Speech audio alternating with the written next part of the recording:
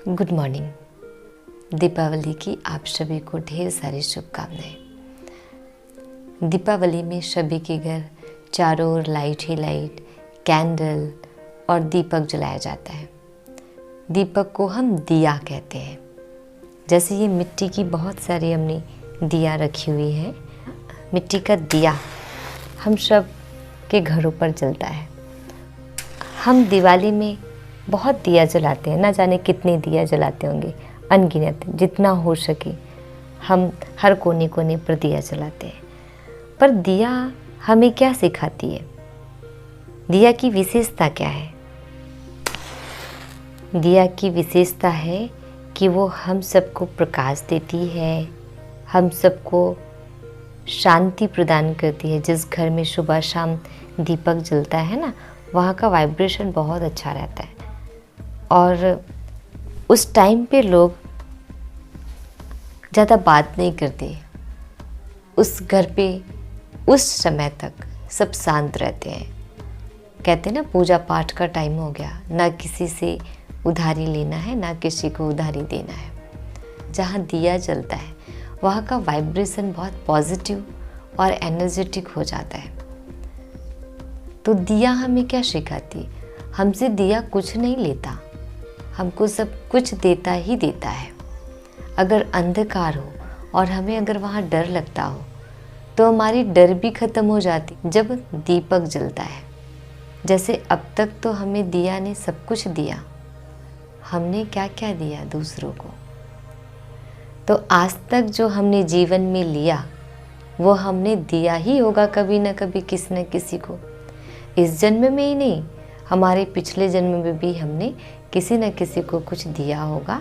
जैसे किसी को धोखा दिया तो आज हमें वो धोखा मिल रहा है। किसी को हमने दर्द दिया तो हमें दर्द मिलता है। तो ये सब कार्मिक अकाउंट है, जो हिसाब किताब सबका चुकता होता है। तो अब हमको क्या क्या चाहिए? तो जो दिया वो लिया है ना। तो अब हमको क्या क्या लेना है, क्या चाहिए वो हमें देना है।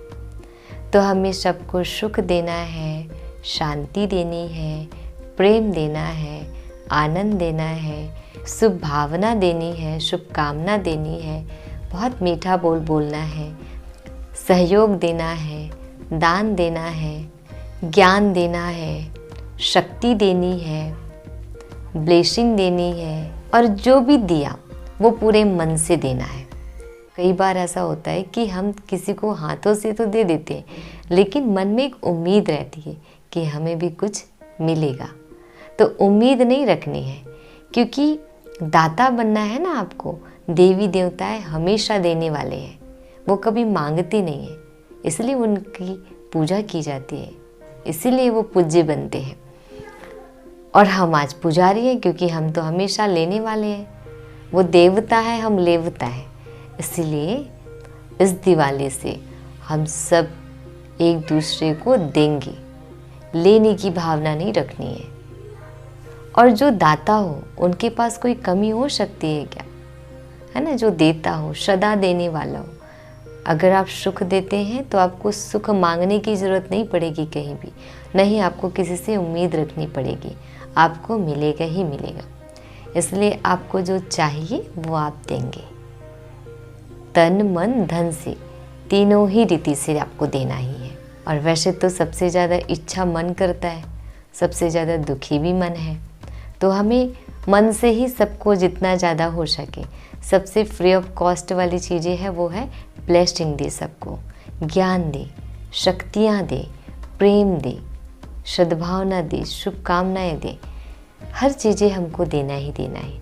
गुड विशेस दे, वाइब्रेशन दे, है ना। तो ये जितनी चीज़ें हम देते जाएंगे, हम 24 आवर करते हैं, क्योंकि मन तो कभी स्टॉप होता नहीं है। हम पूरे टाइम कुछ ना कुछ सोचते रहते हैं, किसी के लिए अच्छा सोचते हैं, किसी के लिए बुरा सोचते हैं, तब उसको स्टॉप करें।